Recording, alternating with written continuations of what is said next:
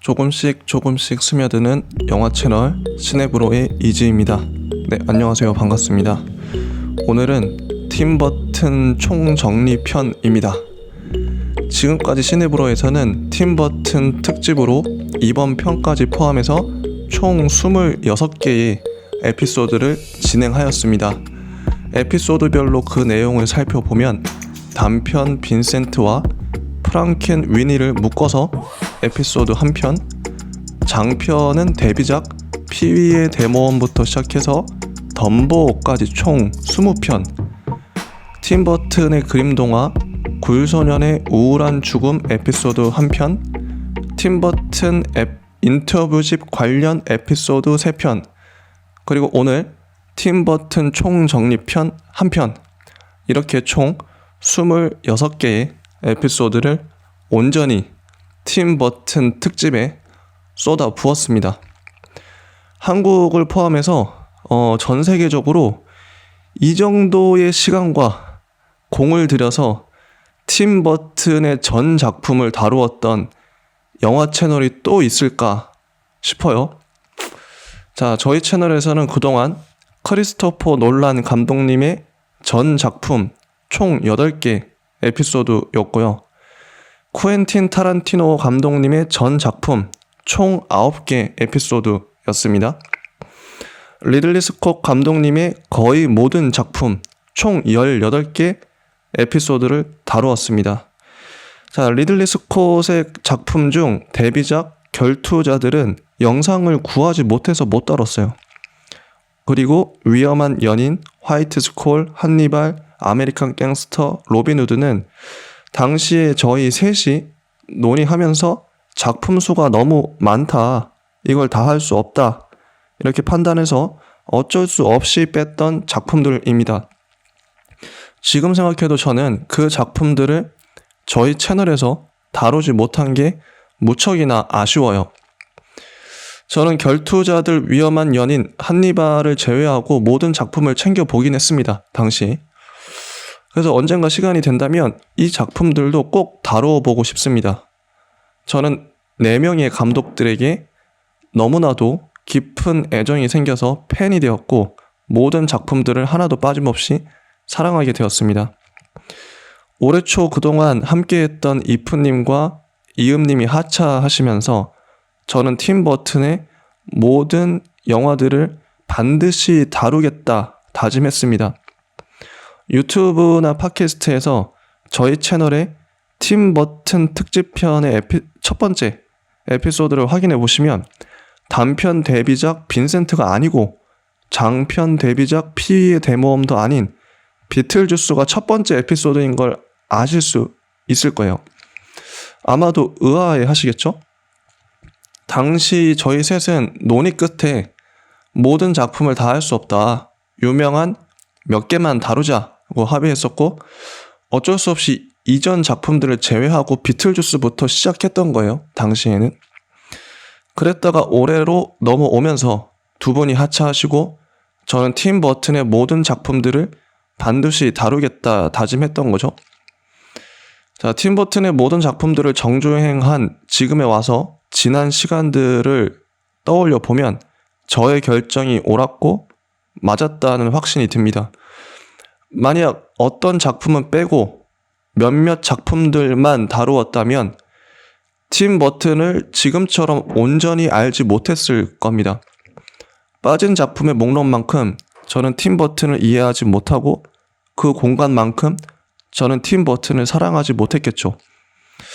앞으로도 시네브로에서는 어떤 감독을 다루든 최대한 그 감독의 전 작품을 반드시 정주행하고 말겠습니다. 이런 의지가 정말 중요합니다. 어떤 일을 하든 원칙주의자는 절대 못 이겨요. 자, 원칙주의자들은 근본적인 것을 말하죠. 어떤 감독을 영화 채널에서 다루는데 그 감독의 전 작품을 모두 다뤄야 한다, 이런 주장이 바로 원칙주의입니다. 저는 늘 원칙주의자였고 늘 완벽주의자의 입장에서 그런 주장을 해왔어요. 하지만 어떤 사람들은 유명한 몇몇 작품만 하자, 굳이 사람들이 모르는 관심 없는 작품까지 다 해야 하냐? 이렇게 주장할 수도 있어요. 하지만 시간이 흘렀을 때 지금처럼 과거를 돌아볼 시점이 되면 원칙주의자의 주장이 옳았다는 것은 반드시 입증됩니다. 아마 구독자 여러분들도 느끼실 거예요. 누가 옳고 누가 그른지, 전 작품을 하는 게 맞는지 아니면 몇몇 작품만 하는 게 맞는지 여러분이 아실 겁니다. 그래서 저는 전 작품을 늘 강조해왔고 지금처럼 하는 거예요. 자, 우리가 원칙을 어기는 경우를 가만히 생각해보면 귀찮거나 다 보는 게 귀찮아. 다 보는 게 부담돼. 요건 좀 뛰어넘고 싶어. 별로 매력이 없는 것 같아. 자기 스스로 판단해서. 그럼 부정적이고 가벼운 마음들 때문이죠. 저는 앞으로도 원칙주의를 고수하는 우직한 사람으로 살 거예요. 누가 뭐래도. 이게 저의 가치고 이게 저의 신념입니다. 이런 신념 때문에 여러분들이 보시는 것도 있겠죠. 자, 저희 채널을 꾸준히 보시고 들으셨던 구독자분들은 원칙주의의 힘이 얼마나 강력한지 이번 팀 버튼 특집편을 통해 깨달으셨으리라고 생각합니다. 이제 우리는 크리스토퍼 놀란, 코엔틴 타란티노, 리들리 스콧, 팀 버튼에 대해 당당하게 알고 있다. 어디 가든 자신 있게 말할 수 있습니다. 다 봤기 때문이죠. 난 다 봤어. 일단 보고 얘기하자. 이렇게 말할 수 있는 거죠. 그런데 몇몇 작품만 본 사람들은 당당할 수가 없어요. 난 그건 안 봤는데? 내가 보기 싫어서 안 봤는데? 이러면 그 사람 자체가 되게 초라해지는 거예요. 그래서 스스로 당당하기 위해선 내가 할 수 있는 최선을 다하는 거, 내가 볼 수 있는 전 작품을 다 보는 거, 이거는 기본이라고 생각합니다. 선택이 아니라요. 자, 근데 반전이 있습니다. 저는 팀 버튼의 이번 마지막 에피소드를 준비하면서 그래도 빠진 작품이 없는지 다시 한번 검토해 봤어요. 팀 버튼 감독님이 직접 연출하신 작품 말고 그냥 제작자로 간접적으로 참여하신 작품들이 몇 개 있어요. 그 목록들을 보면 배트맨 포에버, 감독이 다 팀 버튼이 아닙니다. 배트맨 포에버, 못 말리는 초보 선언, 제임스와 거대한 복숭아, 나인, 링컨 뱀파이어 헌터, 마이 리틀 자이언트, 거울나라의 앨리스 같은 게 있어요. 이 중 저는 스톱모션 애니메이션인 제임스와 거대한 복숭아, 나인을 이번 에피소드를 녹화하기 직전까지 보고 말해볼까 심각하게 고민했습니다. 그 작품들에 나오는 캐릭터들을 팀 버튼 감독님이 디자인했기 때문이죠. 하지만 이 작품들은 나중에 기회가 된다면 다루기로 결정했습니다. 단순히 캐릭터 디자인만으로 팀 버튼 특집에 그 영화들을 넣기에는 아무래도 부족하다고 그리고 부당하다고 여겼기 때문이죠.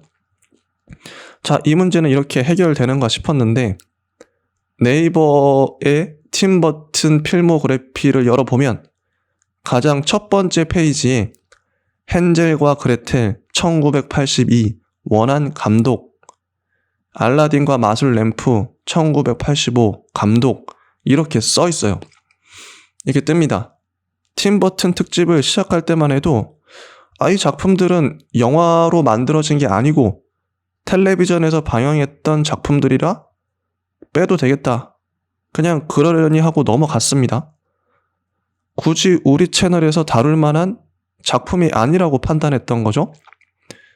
그런데 우리 채널에서는 더 월드 오브 스테인보이라는 2000년에 만든 팀 버튼의 플래시 애니메이션 단편들도 다뤘어요. 굳이 영화가 아니더라도 팀 버튼이 감독을 했다는 것만으로도 충분히 의미 있는 작품이라고 판단되어서 이 두 작품을 이번 시간에 언급하고 넘어갈까 합니다. 자, 구글에서 검색해보면 프레디 크루거란 이름을 쓰시는 네이버 블로거님이 계시는데 그분께서 팀 버튼 감독님의 초기 TV 시리즈 이 두 작품에 대해 자세히 쓰신 게 나옵니다. 저는 그래서 프레디 크루거님이 쓰신 글을 인용해 볼게요. 일단 자, 팀 버튼 감독님의 숨겨진 중편 분량의 영화 헨젤과 그레텔입니다. 1983년 10월 31일 할로윈 때 미국 디즈니 채널에서 한 번 방영된 이후로는 어떠한 물리 매체로도 발매가 된 적이 없었습니다. 그러다가 2009년 뉴욕 현대미술관에서 팀 버튼 감독님의 작품 세계를 다룬 전시회가 열렸고 그곳에서 약 26년 만에 이 작품이 대중들에게 재공개되었습니다. 물론 2012년에서 2013년 한국에서 열렸던 팀 버튼 전시회에서도 상영되었습니다. 이후 갑자기 2014년 유튜브에 당시 방영되었던 영상이 올라오면서 더욱 많은 분들이 팀 버튼 감독님의 이 초기 작품을 감상할 수 있게 되었습니다. 다음으로 팀 버튼의 알라딘과 요술 램프에 대한 설명입니다. 오늘의 작품은 팀 버튼 감독님이 아직 신인이었을 당시 연출을 맡았던 중편 TV 영화입니다. 배우 셜리 두발이 진행을 맡았고 정치적으로 공정하고 현대적으로 업그레이드된 내용으로 동화를 재구성한 어린이용 TV 시리즈답지 않은 화려한 출연진을 자랑했던 셜리 두발의 동화극장이 시즌5의 에피소드 1화였던 알라딘과 요술 램프입니다. 사실 내용은 우리가 아는 알라딘과 크게 다르지 않습니다. 자, 여기까지가 프레디 크루거님의 설명이에요.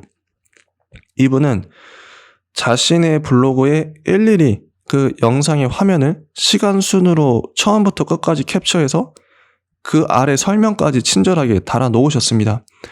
관심 있으신 분들은 프레디 크루거님의 이 글들을 찾아보셔도 좋을 것 같아요. 유튜브에 검색해도 해당 영상이 나옵니다. 누구나 볼 수 있어요. 헨젤과 그레텔은 영어로 팀 버튼 헨젤 앤 그레텔이라 치면 나오고 알라딘과 요술 램프는 영어로 팀 버튼 알라딘이라고만 쳐도 나옵니다. 자, 각각의 작품들은 헨젤은 러닝타임이 34분, 알라딘은 45분가량 돼요. 짧죠? 관심 있으신 분들은 검색해서 보시길 추천드립니다. 지금 봐도 재밌습니다. 무엇보다 팀 버튼의 고유한 색깔을 느끼실 수 있을 거예요. 자, 팀 버튼을 정리하는 이 마지막 시간에 굳이 팀 버튼의 가장 초창기 작품 이야기를 하는 까닭은 무엇일까요?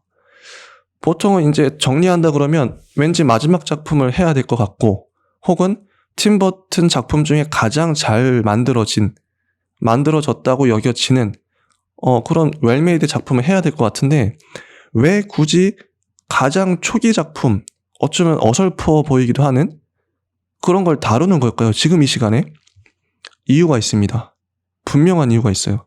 뭐냐면 한마디로 초기 영감 때문입니다. 초기 영감 때문이에요. 아티스트에게 가장 중요한 것은 초기 영감입니다.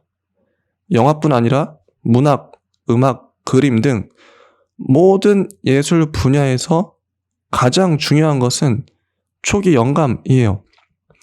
예술을 넘어 철학과 학문에서도 어떤 분야를 갖다 대든 초기 영감이야말로 가장 중요합니다.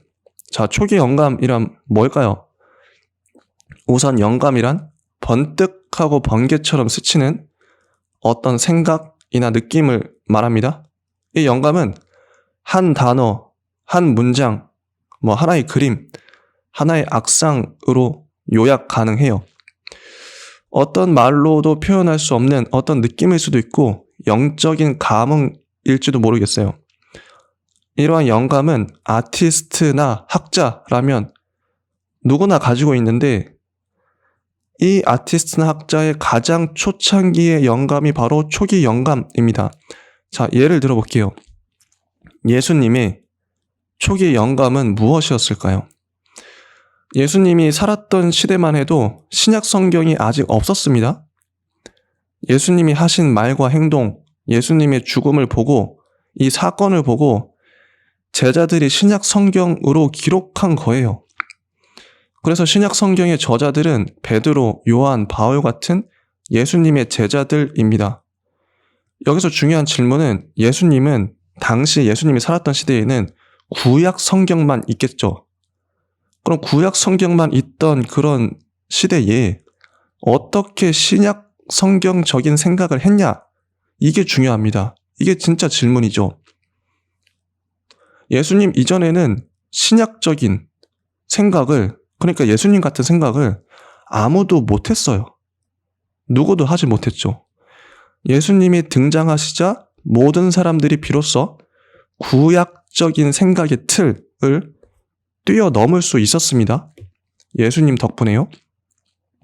자, 그렇다면 구약과 신약의 가장 결정적인 차이는 뭘까요? 어떤 차이로 인해 구약과 신약의 시대가 갈릴까요? 하나님에 대한 인식이 다릅니다. 신에 대한 인식이 달라요. 관계 맺음이 다른다는 거죠. 예수님 이전에는 유대인들은 하나님을 심판하시는 하나님, 명령하시는 하나님, 전지전능한 하나님, 세계를 창조하신 하나님 같은 이미지로 보았습니다. 유대인들은 하나님의 종이자 피조물이고 제사장이자 어린 양 같은 그런 구별된 존재들이었죠. 유대인들은 구약에서 스스로를 이렇게 이미지화합니다. 하나님의 얼굴을 보면 죽는다는 말도 지극히 구약스러운 정서예요. 자, 이런 시대에 예수님은 하나님을 보고 아버지라고 합니다. 자기 아버지래요. 자신은 하나님의 아들이라고 주장하죠. 그러면서 동시에 제자들 보고 너희는 내 친구라고 부릅니다.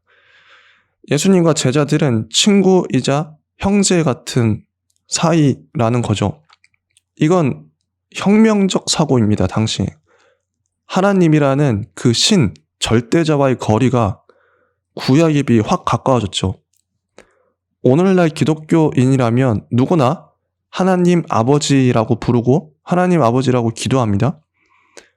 이건 예수님이 등장했기 때문에 가능한 일이에요. 자, 이런 것이 바로 예수님의 초기 영감이라고 할 수 있습니다. 어떤 건지 아시겠죠? 정말 중요한 겁니다. 이런 발상의 전환. 이것 때문에 예수님이 될 수 있었던 거예요. 신과 관계 맺는 방식을 근본적으로 바꿔버렸죠. 물론 예수님의 초기 영감은 이거 하나만이 아닙니다. 여러 개 있어요. 엄청 많겠죠. 그리고 사람마다 다르게 얘기하겠죠. 궁금하신 분들은 신약을 직접 읽어보세요. 그리고 구약도 읽어보세요. 서로 비교해 보십시오. 이건 제가 발견한 겁니다. 구약과 신약에 어떤 차이점이 있는지 가만히 묵상해보고 연구해보시길 바랍니다. 예수님의 초기 영감을 깨닫는 게 정말 중요해요. 그게 진짜 기독교를 믿는 거고 그게 진짜 예수님을 믿는 거겠죠. 자, 마찬가지로 모든 철학자들은 초기 영감이 저마다 반드시 있습니다. 공자의 초기 영감은 무엇일까요? 소크라테스의 초기 영감은 무엇일까요? 노자의 초기 영감은 무엇일까요? 니체와 마르크스, 들레즈의 초기 영감은 무엇일까요? 이런 것들의 답변을 하는 게 철학을 공부하는 것입니다. 자, 예수님은 자신을 신의 아들이라고 생각했습니다. 이게 왜 혁명적이냐면 지금 여러분은 물어볼게요. 여러분이 뭐 기독교든 아니든 상관없어요. 여러분은 스스로를 신의 아들, 신의 딸이라고 생각하십니까? 단순히 마음만 그런 게 아니라 스스로 자기가 나는 인류의 죄를 짊어지고 있어. 그 모든 죄들을 과거와 현재, 미래까지 수천 명, 수억 명 되겠죠? 그 모든 사람들의 죄를 내가 죽음으로써, 내 한 번 죽음으로써 그걸 모두 없애버릴 거야. 그리고 십자가에 달려 돌아가시죠. 놀랍지 않습니까? 이런 생각 자체가? 보통 사람은 이런 생각 절대 안 하죠. 못 하죠. 누가 만약에 지금 그런다 그러면 미쳤다. 정신병원에 가야겠다 그러겠죠. 당시 예수님도 오해를 받았죠. 이제 하나님을 믿는다는 사람들이 예수님을 고발해가지고 죽은 거예요. 예수의 위대함은 바로 이런 생각의 전환을 하고 행동으로 실천으로 증명한 겁니다. 생각할수록 예수는 놀라운 사람이죠. 자, 초기 영감은 화두라고도 부를 수 있습니다. 어떤 창작자들이든지 자신만의 화두를 갖고 있어요. 화두는 내가 평생을 바쳐서 해결해야 할 어떤 과제 같은 것입니다. 혹은 내가 궁극적으로 추구하고 갈망하는 삶의 지향이겠죠. 예수의 경우 그것은 사랑, 하나님, 평화 같은 단어로 표현될 수 있겠죠. 하나님 나라, 천국 이렇게 표현될 수 있겠죠. 자, 철학자별로 초기 영감을 살펴보면 노자는 무와 자연? 이게 아닐 수도 있습니다. 공자는 인과 예, 소크라테스는 뭘까요? 자, 플라톤 전집을 읽어보면 나름의 답이 나올 겁니다. 참고로 소크라테스는 책을 한 권도 쓰지 않았고 예수님도 책을 안 썼고 공자도 책을 안 썼어요. 제자들이 플라톤의 이야기를 제자인 플라톤이 소크라테스 이야기를 쓴 거예요. 우리가 아는 예수님의 모든 말과 행동은 온전히 제자들이 기록한 겁니다.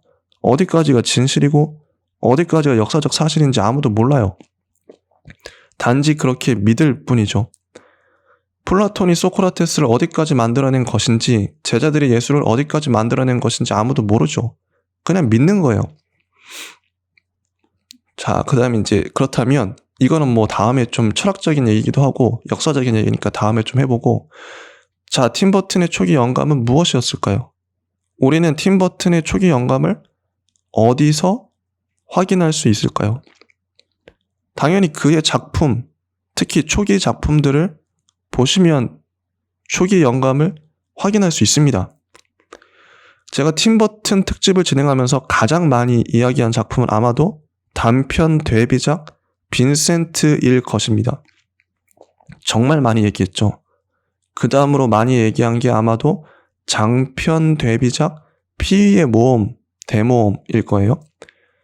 자, 팀 버튼이기 때문에 그 작품들을 많이 얘기한 게 아니라 다른 어떤 감독을 평가하고 판단할 때에도 그들의 데뷔작과 초기작들을 반드시 거론할 수밖에 없습니다.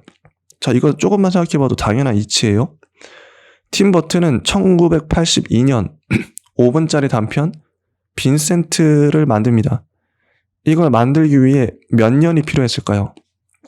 팀 버튼이 1958년생이니까 태어났을 때부터 단순 계산해봐도 24년이란 시간이 필요했습니다. 그의 전 생애가 녹아 들어가 있는 작품이 바로 데뷔작이죠. 그렇다면 1984년 프랑켄 위니를 만들기 위해선 몇 년이 필요했을까요? 2년입니다. 2년. 왜냐하면 1982년 빈센트를 만들고 2년 후에 이 작품을 만들었으니까요. 물론 프랑켄 위니도 오래전부터 준비한 작품일 수도 있습니다. 어떤 감독이 어떤 작품을 몇 년이나 심사숙고하며 준비했을지는 아무도 모르죠. 하지만 분명한 건 데뷔작만큼은 최소 몇 년간을 자신의 모든 예술적 역량을 쏟아 부어서 최선을 다해 만들었으리라는 것은 누구나 알 수 있는 일이죠. 그래서 어떤 아티스트든지 어떤 철학자든지 데뷔작이 중요하고 첫 책이 중요합니다. 여러분이 만약 어떤 소설가를 알고 싶으시면 그 소설가의 데뷔작을 읽어보시면 됩니다. 어떤 가수를 알고 싶으면 그 가수의 첫 앨범을 들어보면 돼요.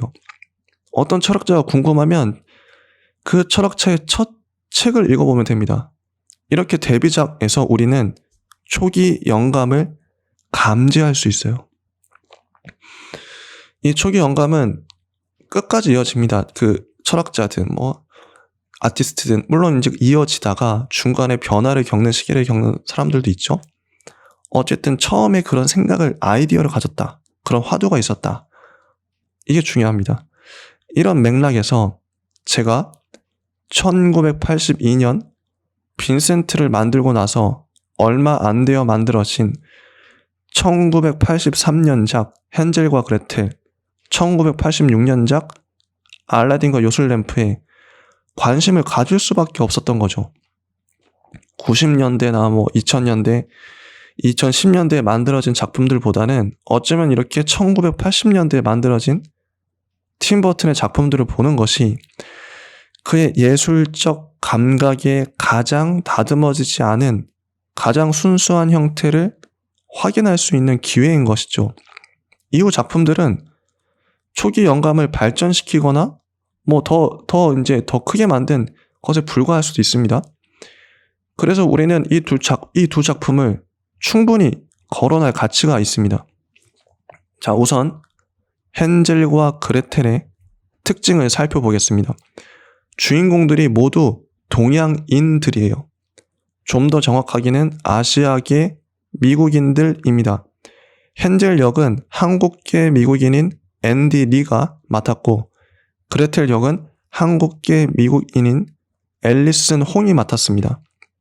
새 어머니이자 마녀 역할은 일본계 미국인인 마이클 야마가 맡았어요. 여기서 알 수 있는 것은 팀 버튼은 이미 이때부터 여러 인종에게 열려 있었다는 것입니다.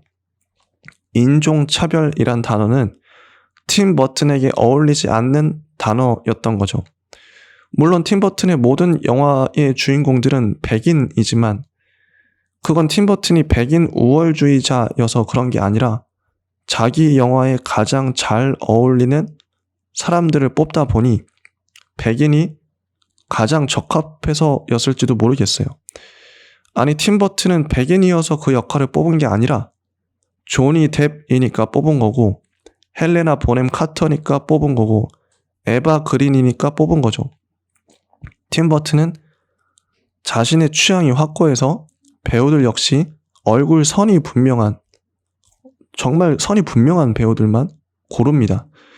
아무래도 동양인 얼굴보다는 서양인의 얼굴이 더 선이 굵고 두드러져서 동양인들은 자연스레 팀 버튼의 배우 목록에서 배제된 것이 아닌가 추측해봅니다. 헨젤과 그레텔의 초반부에는 팀 버튼의 장난감들이 연이어 등장해요. 팀 버튼스러운 장난감들. 알록달록한 시계와 매달린 무지갯빛의 말, 콕콕 바닥을 찍는 새, 뱅글뱅글 돌아가는 문양을 가진 새, 공룡, 고래 등등. 정말 그 디자인이 독특해서 실제 판매한다면 수집하고 싶은 마음이 들 정도입니다. 이 장난감들은 그러니까 장난감 가게에서 살 수 있는 그런 싸구려 디자인이 아니라 미술관 같은 그런 품격 있는, 미술관에서나 볼 수 있는 예술 작품처럼 느껴집니다.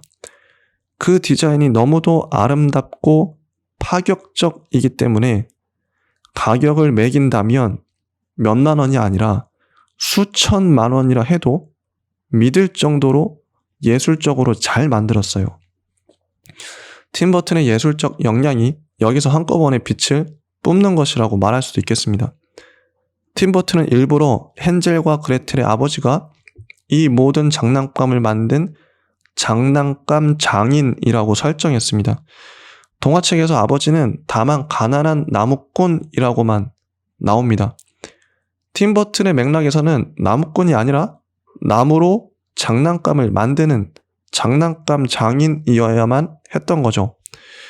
팀 버튼은 영상의 초기 1분가량을 장난감이 작동하는 모습들, 다양한 장난감이 움직이는 모습을 보여주는 데 집중합니다. 이건 명백한 과시이죠. 내가 이 정도로 미술적 역량이 뛰어나다는 걸 관객들에게 드러내놓고 보여주는 거죠. 이 작품은 모든 장면들이 이미지적입니다. 미장센의 절정을 보여주죠. 이미 이 작품에서 팀 버튼은 자신의 모든 영화들에서 보여주는 자신만의 독특한 이미지들을 충분히 보여주고 있어요. 누가 봐도 팀 버튼적인 이미지들이 눈을 즐겁게 합니다. 팀 버튼은 이 작품에서 이미지적으로, 미장센적으로 이미 완성된 것입니다. 제가 이 작품을 초기에 보았더라면 아마 팀 버튼 특집을 진행하면서 여러 번 이 작품을 인용했을 것 같아요.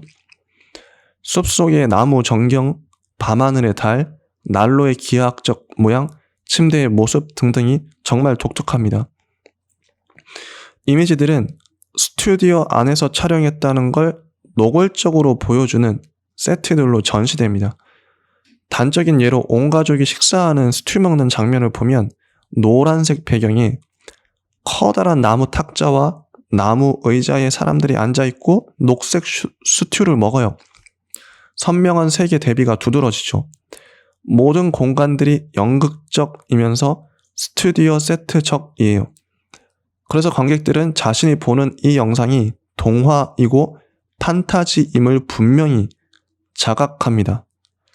집은 나무 판때기에 페인트로 말끔하게 색칠해서 만든 세트예요.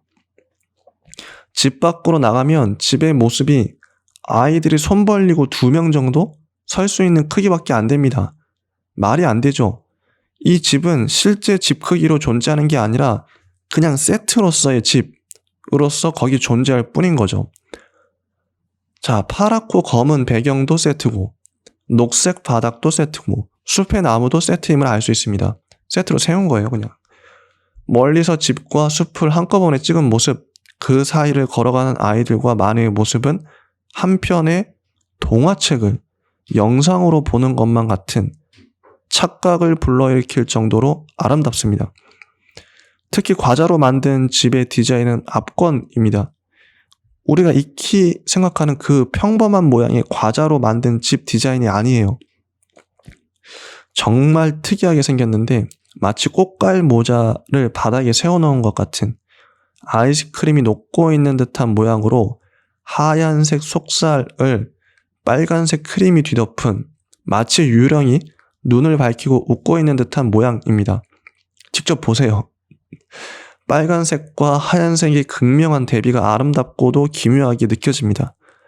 아이들은 집의 벽을 손가락으로 구멍을 뚫어서 거기서 새어나오는 크림이랄까 주스 같은 걸 먹습니다. 새어나오는 액체는 파랗고 노랗고 빨개요. 색깔의 향연입니다. 거기서 나오는 마녀는 코가 막대사탕이에요. 직접 보시면 얼마나 환상적으로 잘 표현했는지 느끼실 겁니다.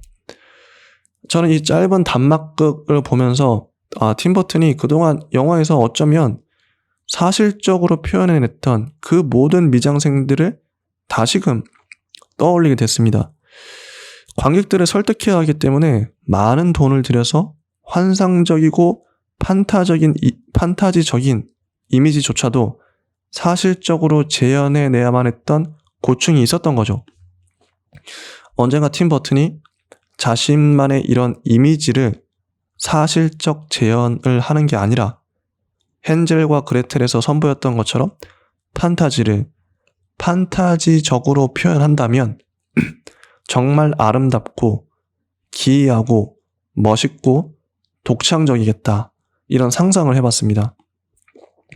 아이들은 테이블을 다 먹어치우기도 하고 움직이는 괴상하게 생긴 그 사람 모양의 과자가 있는데 팔다리를 하나씩 먹어치우기도 합니다. 그 과자는 말을 해요. 근데 결국 사람 모양 과자는 얼굴만 남아서 화를 내죠. 이런 그로테스크한 모습조차도 특이해서 좋았습니다. 마녀는 아이들이 도망가려 하자 쌍절곤을 휘두르고 표창을 던집니다. 지극히 동양적인 이소룡을 생각나게 하는 장면이죠. 홍콩 영화가 떠오르기도 하고요. 아마 동양 배우를 써서 이런 장면도 자연스레 창의적으로 연출하게 된 것 같습니다. 좋은 시도라고 생각해요. 특히 이 작품에서는 마녀는 그로테스크한 이미지로 등장합니다. 아이들을 겁주고 협박하는 건 예사고 막 소리 지르죠.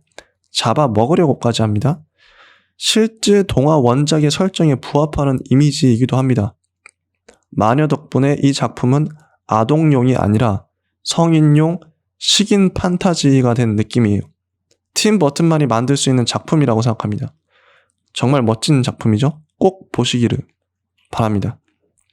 다음으로 1986년작 알라딘과 요술 램프를 살펴보겠습니다. 이 작품도 헨젤과 그레텔처럼 대놓고 세트 촬영한 작품이에요. 아마 예산 문제가 가장 컸겠지만 이런 세트 촬영만의 아기자기하고 동화 같은 분위기가 저는 참 마음에 들었습니다. 아무래도 야외 촬영과 CG를 활용하면 영화가 사실적으로 되기 때문에 보기에는 그럴듯하지만 동화 같은 판타지스러운 느낌은 세트 촬영장보단 덜하죠. 세트 촬영의 장점은 인위적이라는 거예요. 근데 야외 촬영은 자연스러울 수밖에 없죠. 그래서 인위적인 느낌을 최대한 내기 위해선 세트 촬영하는 게 좋아요.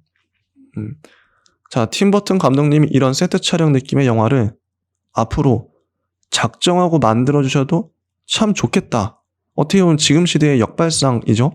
모두가 사실을 추구하는, 지극히 현실적인 걸 추구하는 마당에, 근데 판타지에서 굳이 현실적인 걸 추구할 필요가 있을까요? 아예 그냥 판타지는 판타지답게 세트 촬영을 다 해버리는 거죠. 드러내놓고 노골적으로 판타지스러움을 드러내는 겁니다. 좋은 생각 같아요, 저는. 자, 이 영화도 물론 세트 디자인이나 의상이 무척이나 신비하고 아름답습니다. 궁전의 모양도 독특하게 예쁘고 알라딘이 램프를 찾으러 들어갈 때의 디자인도 참 멋져요. 이건 일일이 말로 설명하기보다는 직접 보시고 확인해 보셨으면 좋겠습니다. 말에는 한계가 있으니까요. 알라딘에서 특이한 건 바로 램프의 지니입니다. 우리가 디즈니 애니와 디즈니 실사 영화에서 익히 보아온 그 지니가 아니에요. 알라딘이 자기 집 안에서 램프를 문지르는데 지니가 괴상한 웃음소리를 내지르며 튀어나옵니다.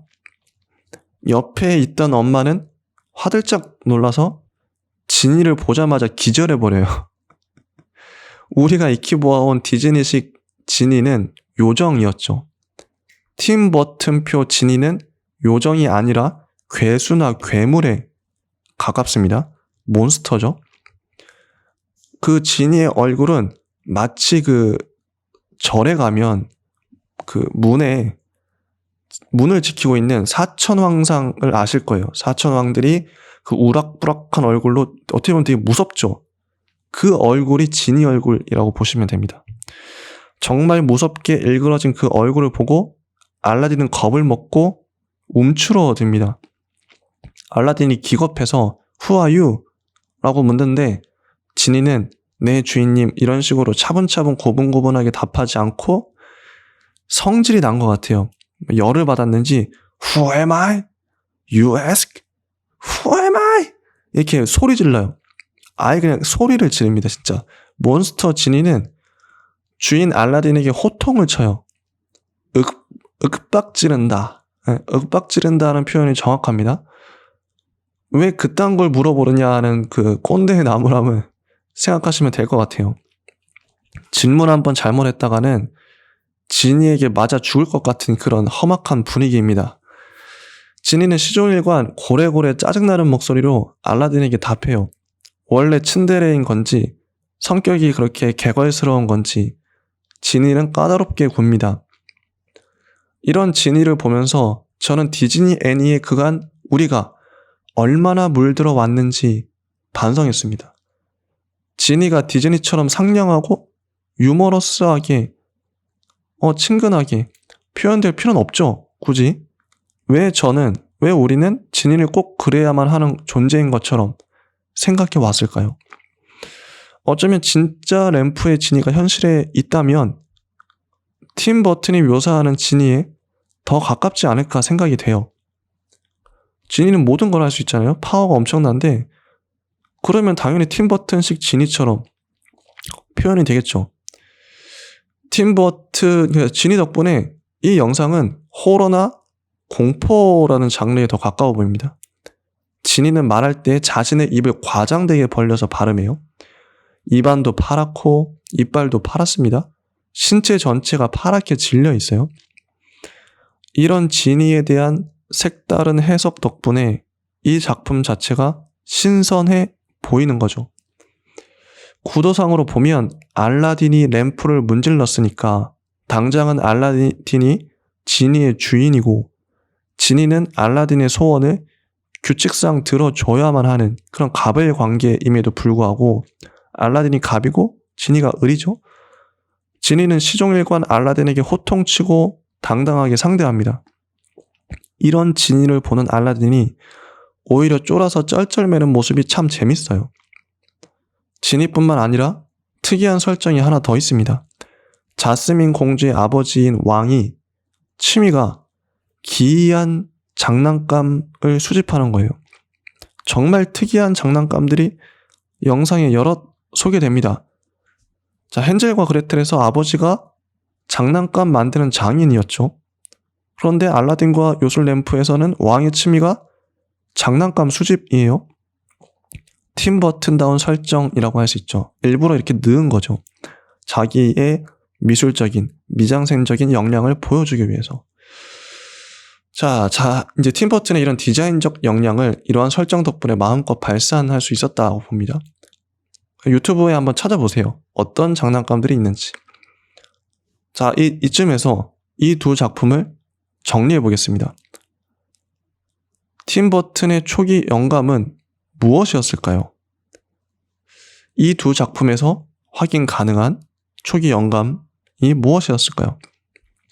첫 번째는 미장센적인 탁월함입니다. 헨젤과 그레텔의 기발한 장난감들과 알라딘과 요술 램프의 왕의 장난감 수집품들이 잘 보여주죠. 스튜디오 배경으로 등장하는 달과 괴물, 여러 문양들이 참 팀버튼스럽습니다. 두 번째는 마녀와 지니로 상징되는 기괴함입니다. 헨젤과 그레텔의 마녀는 식인을 일삼는 식인종이고 알라딘과 요술 램프의 지니는 알라딘에게 호통치는 상남자 괴물이죠. 공포영화의 깊은 정서적 체험의 뿌리를 가진 팀버튼다운 설정입니다. 앞에 열거한 두 가지는 어쩌면 표면적인 것들이에요. 누구나 발견할 수 있는 요소들이죠. 하지만 이게 다가 아닙니다. 팀 버튼은 헨젤과 그레텔은 디즈니 채널에서, 알라딘과 요술 램프는 어린이용 TV 시리즈의 한 꼭지로 만들었어요. 당시 과연 어떤 감독이 어린이를 대상으로 이런 작품들을 대놓고 만들 수 있었을까요? 팀 버튼은 아티스트입니다. 자기 색깔이 분명하고 자기 철학과 자기 취향이 분명한 사람이죠. 따라서 팀 버튼의 초기 영감은 이렇듯 굽힐 줄 모르는 신념과 자신의 생각이 옳다고 여기면 어떻게든 밀어붙이는 우직함 아닐까 생각합니다. 팀 버튼은 디즈니와 워너브라더스를 비롯해서 대형 스튜디오 간부들과 끊임없이 마찰을 빚으면서도 기어코 자신이 원하는 방향대로 영화를 만들어내고야 말죠. 물론 일정 부분을 타협하기도 하지만 팀 버튼은 최대한 자신이 지향하는 바대로 만듭니다. 그래서 오늘날 우리는 팀 버튼의 작품들에서 그만의 고유한 색깔을 확인할 수 있습니다. 아티스트가 자기 색깔을 잃으면 끝입니다. 팀 버튼이 그토록 지키고자 한 건 어쩌면 자기 생명과도 같은 색깔이었는지도 몰라요. 자, 이제부터는 지금까지 우리가 다루었던 팀 버튼의 그 모든 작품들을 정리하는 차원에서 하나씩 다시금 간략히 되새겨 보도록 하겠습니다. 1982년 빈센트는 팀 버튼의 단편 데뷔작입니다. 팀 버튼의 어린 시절의 고독과 고통을 빈센트란 아이를 통해 형상화한 작품이죠. 팀 버튼은 공포영화 배우 빈센트 프라이스와 소설가 에드거 앨런 포 덕분에 어린 시절 버뱅크에서 살아남을 수 있었다고 고백합니다. 이 영화에서 빈센트 프라이스는 나레이션을 맡았고 에드거 앨런 포의 문장이 인용되고 소설 속 주인공처럼 빈센트는 땅을 파기도 합니다. 어린 시절에 힘든 일을 겪은 사람이라면 누구나 공감할 만한 영화라고 봅니다. 자, 1984년 프랑켄 위니는 프랑켄슈타인의 강화지화된 버전이죠. 팀 버튼의 공포 영화 사랑이 프랑켄슈타인을 강아지 모습으로 소환한 것입니다. 강아지는 죽었다 살아나서 겉모습은 누더기처럼 보이지만 속마음은 착하고 순한 강아지여서 주변에 아무런 해를 끼치지 않습니다. 그런데 마을 사람들은 이런 강아지를 보고 기겁해서 죽이려 하죠. 마치 사람들이 좀비처럼 느껴지고 죽은 강아지가 살아있는 것처럼 느껴지는 영화였습니다. 자, 1985년 피위의 대모험은 팀 버튼의 장편 데뷔작입니다. 찰리 채플린, 미스터 빈처럼 독보적인 코미디 캐릭터 폴 루벤스가 피위로 열연합니다. 피위는 말끔한 양복에 익살맞은 표정으로 외양은 어른이지만 내면은 한없이 순진무구하고 생기에 발랄한 꼬마 아이예요. 피위가 잃어버린 자전거를 찾으러 가는 모험길에 만나는 그 모든 사람들은 피위의 친구가 됩니다. 각각의 에피소드마다 고유한 캐릭터성을 진하게 느낄 수 있습니다.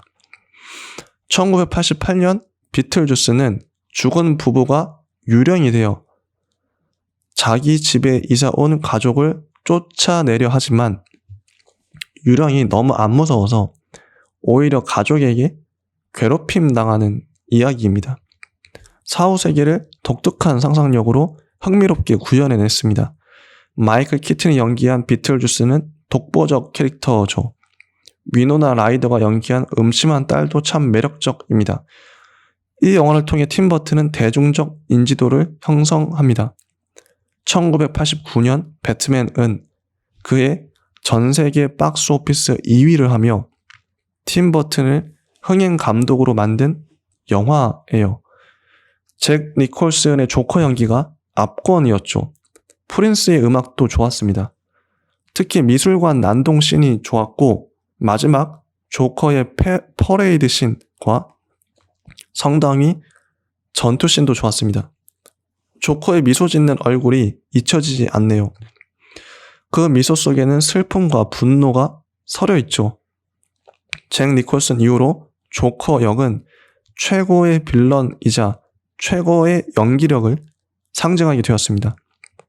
1990년 가위손은 하필 손이 가위라서 다가오는 사람에게 위협적이고 자기 얼굴도 손상시키는 에드워드 이야기입니다. 낯가림이 심하고 모든 것이 낯설지만 에드워드도 잘하는 게 있습니다.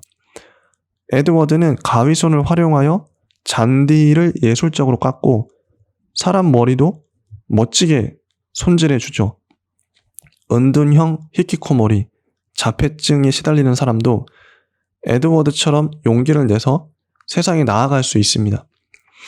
사랑하는 사람을 위해서 해마다 겨울이면 고성 위에서 얼음을 깎아 눈을 내리게 만드는 에드워드는 동화 같은 전설적인 인물입니다. 1992년 배트맨 리턴즈는 펭귄, 캐두먼 둘 다 역대급 빌런들이었죠.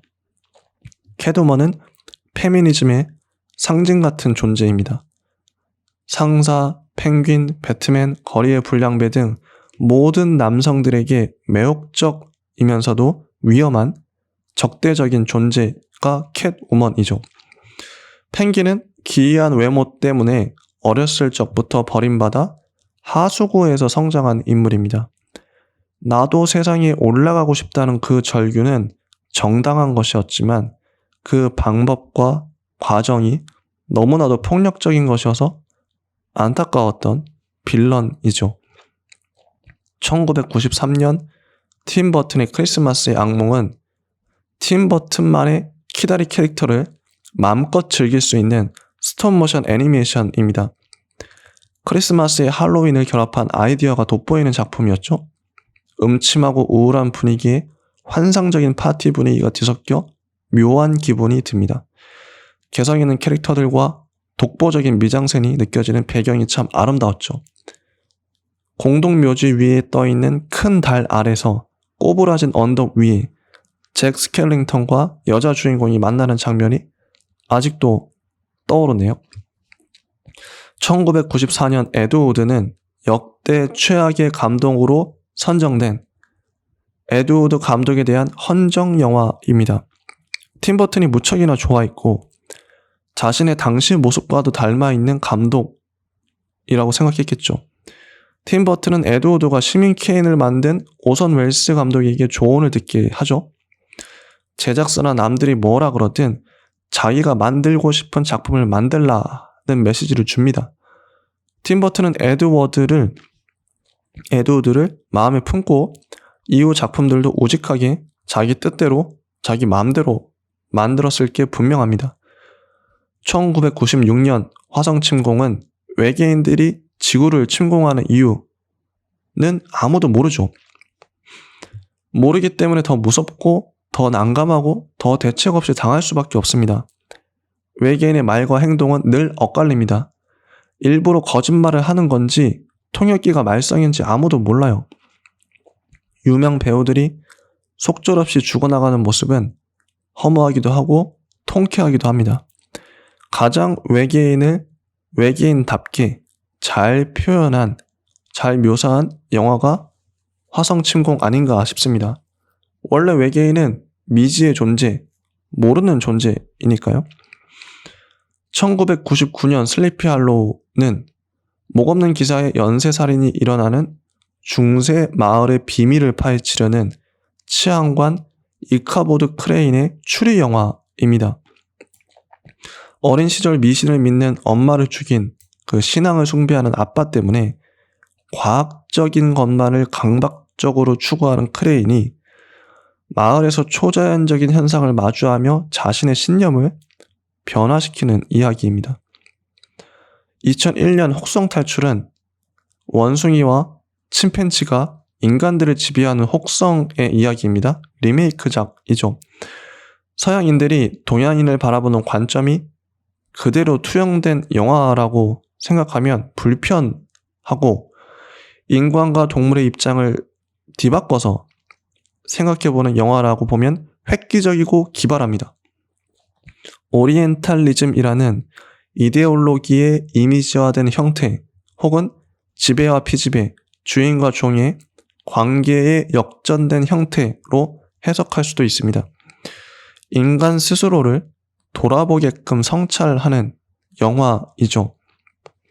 2003년 빅피쉬는 판타지와 현실의 경계를 허무는 영화입니다. 판타지와 현실 양쪽 세계 모두를 인정하고 품는 이야기이기도 하죠. 아버지와 아들 간의 화해를 잘 담아냈습니다.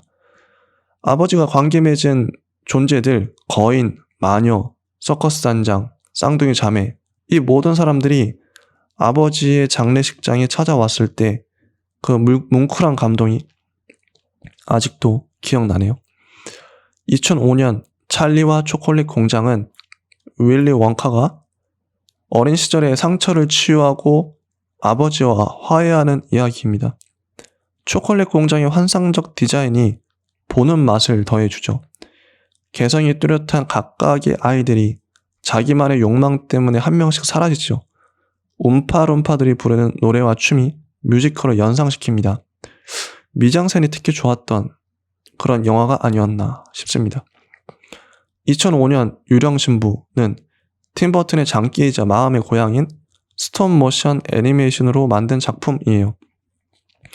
땅 위 현실 세계는 마치 죽은 것처럼 회색빛이고 땅 밑에 사후 세계는 마치 살아있는 것처럼 오색찬란합니다. 이런 대비가 인상적이죠. 유령신부는 결혼을 못 해본 그 한을 품고 나비가 되어 달나라로 날아갑니다. 새드 엔딩이라 그런지 여운이 진하게 남는 작품이에요. 2007년 스위니 토드는 뮤지컬을 영화화해서 말맛이 살아있는 작품입니다.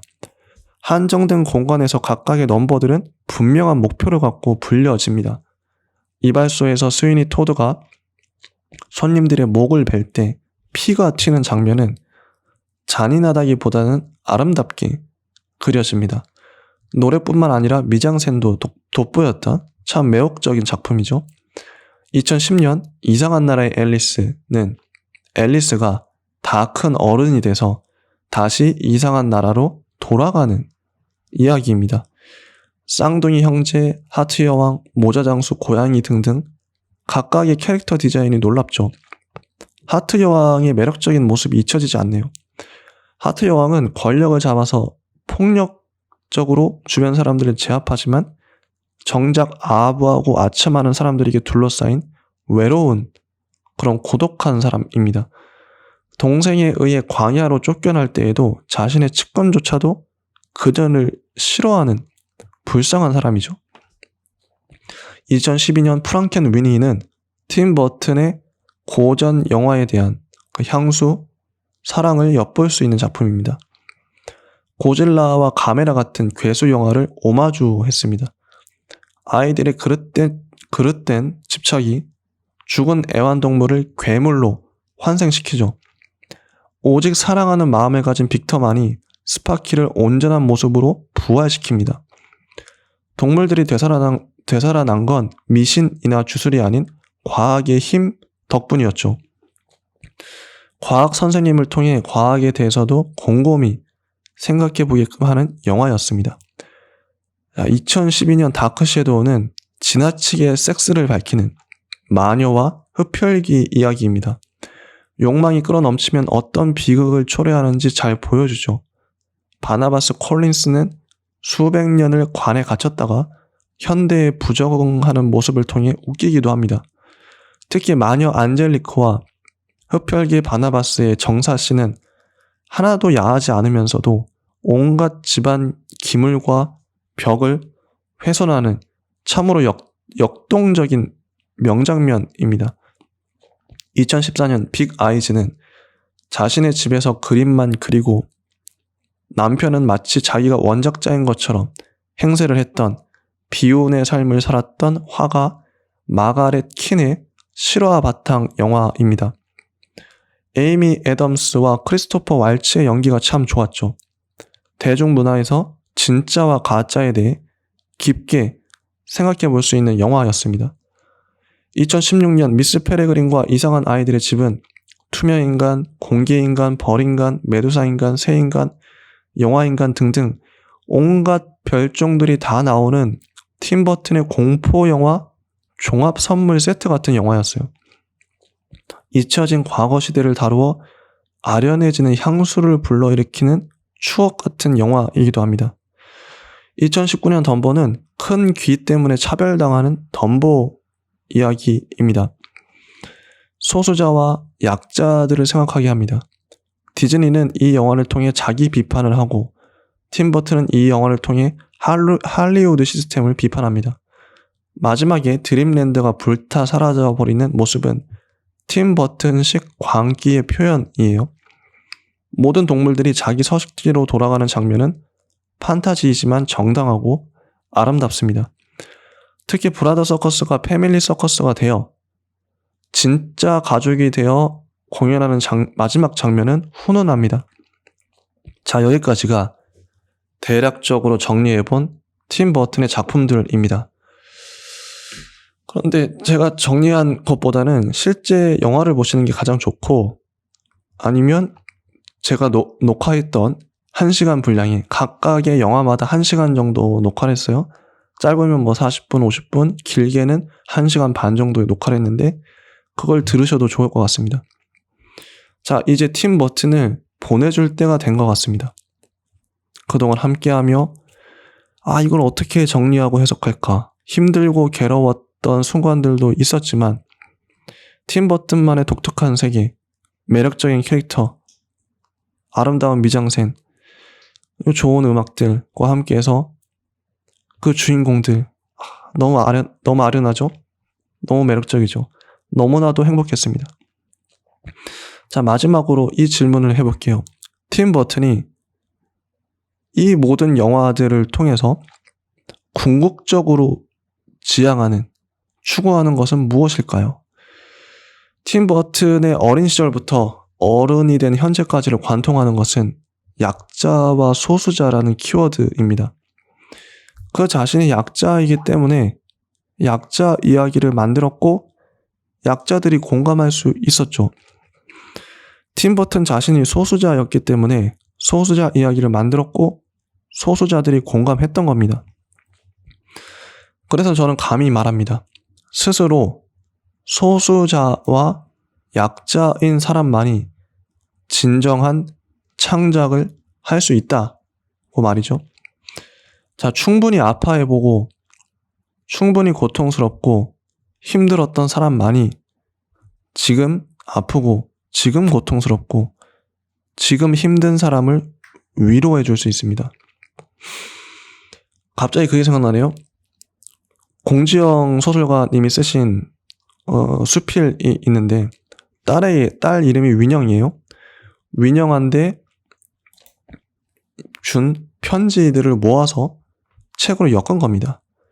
그 책에 어떤 문장이 나오냐면 사람들은 슬픔이나 아픔은 공감을 못하는데 행복이나 기쁨은 누구나 공감할 수 있다. 이런 문장이 나와요. 이런 뉘앙스에. 왜 그럴까요? 우리는 우리 안에 공지영 소설가님 말씀으로는 마땅히 사람이라면 누구나 안에 행복이나 기쁨 같은 감정들이 사랑이라는 감정들이 누구나 갖고 있다는 거예요. 어떤 인종이든 어떤 나이가 어떻든 배경이 어떻든 상관없이 누구나 우리의 마음 안에는 사랑과 행복이 있다는 거죠. 긍정적인 감정들. 그런데 반면 사람은 슬픔과 아픔, 고통 이런 것들은 누구나 갖고 있지 않대요. 자기가 겪어본 사람만이 슬픔을 알 수 있고 고통을 알 수 있대요. 그런 감정은 보편적이지 않대요. 이거 정리해보면 행복이나 사랑은 보편적 감정이고 슬픔이나 아픔, 고통은 보편적 감정이 아니라는 거죠. 특수한 감정이다. 그렇기 때문에 사람은 누구나 행복과 기쁨 이런 것들을 공감을 할 수 있고 내가 경험해보지 않아도 공감할 수 있고 슬픔과 아픔을 공감하기 위해서는 내가 그 슬픔을 당해봐야 돼. 내가 그 아픔을 당해봐야 된다는 거죠. 아버지를 잃어본 사람만이 아버지가 돌아가셨던 사람만이 아버지 잃은 사람의 아픔을 알 수 있습니다. 내가 장애가 있어. 내가 장애가 있기 때문에 나와 똑같은 장애를 아는 사람의 아픔을 아는 거예요. 안 그러면 모릅니다. 당연한 거죠. 똑같은 위치에 처해 있는 아픔, 똑같은 슬픔, 똑같은 고통을 겪어본 사람만이 자기가 똑같은 위치에 있는 사람을 알 수 있어요. 안 그러면은 공감이 불가능합니다. 이런 맥락에서 지금 말하고 있는 거예요. 자, 충분히 아파해보고 고통스럽고 힘들었던 사람만이 지금 아프고 지금 고통스럽고 지금 힘든 사람을 위로해 줄 수 있습니다. 자, 무난하게 행복하게 별탈 없이 건강하게 산 사람들이 있죠? 많을 거예요, 아마. 안타깝지만 그런 사람은 예술가로서의 자질이 없습니다. 그런 사람들은 딱히 예술을 할 이유도 없죠. 난 아프지도 않고 슬프지도 않았어. 지금 이 순간이 너무 행복해. 너무 만족스러워. 우리 가정도 너무 화목하고 모든 게 만족스러워. 그러면 예술을 왜 합니까? 진짜 예술할 이유가 없어요, 그런 사람들은. 상처와 고통과 슬픔과 아픔이 없으면 굳이 그런데도 예술을 한다면 개인적인 유흥이나 취미, 소일거리 정도로 그냥 예술을 하는 거죠. 예술은 아프기 때문에 하는 겁니다. 예술은 슬프기 때문에 슬픔을 주체하지 못해서 하는 거죠. 마음속 깊은 곳에 있는 응어리진 한의 감정들을 토해내고 쏟아내는 행위가 예술입니다. 예술가가 되기 위해 그런 경험을 하고 억지로 그런 감정을 갖는 게 아니라 내가 너무 슬프고 너무 아픈 삶을 살았기 때문에 어쩔 수 없이 운명적으로 예술가가 되는 거예요. 팀 버튼은 스스로도 고백하듯이 어린 시절에 힘들었기 때문에 지금 커서 이렇게 감독이 되는 자신만의 예술 작품을 만드는 아티스트로서의 풍요로운 삶을 살 수 있었던 거예요. 이런 원리를 잘 아셔야 됩니다. 내가 어린 시절에 아팠다고 해서 내 스스로를 슬프게 여길 필요도 없어요. 아팠기 때문에 오히려 더 좋은 거예요. 오히려 내 자, 이런 맥락에서 보면 어린 시절을 무난하게 보냈다? 건강하게 보냈다? 행복하게 보냈다? 그 자체로도 좋죠. 좋은 겁니다. 물론 좋은 건데 예술가가 되기에는 안타깝지만 어려워요. 정말 어렵습니다. 자, 그러니까 이 방송을 들으시는 분들도 지금 당장의 삶이 아프고 힘들다 그래서 왜 나만 이렇게 죽을 것처럼 아프냐, 왜 나만 이런 삶을 살아야 되냐, 너무 비관적으로만, 우울하게만, 안타깝게만 자신의 인생을 보지 말아주셨으면 합니다. 지금 여러분이 그토록 아프기 때문에 누군가를 도울 수 있는 거예요. 그 아픔과 슬픔을 승화시켜서 팀 버튼처럼 작품으로 만드세요. 그게 영화일 수도 있고 소설, 수필, 웹툰, 그림 어떤 것이 됐든 상관없습니다. 창작물을 만들면 스스로가 치유되는 경험을 하실 겁니다. 제가 지금 올리는 이 방송도 일종의 자기 치유이자 자기 위로예요. 이렇게 자기를 건강하게 표현하다 보면 어느새 나아지고 괜찮아질 겁니다. 팀 버튼이 그랬고 무수한 예술가들이 그랬던 것처럼 말이죠. 자, 이제 모든 얘기를 다 했습니다. 다음 주에는 새로운 영화로, 새로운 감독으로 찾아뵙겠습니다. 지금까지 조금씩 스며드는 영화 채널 시네브로의 이지였습니다. 감사합니다.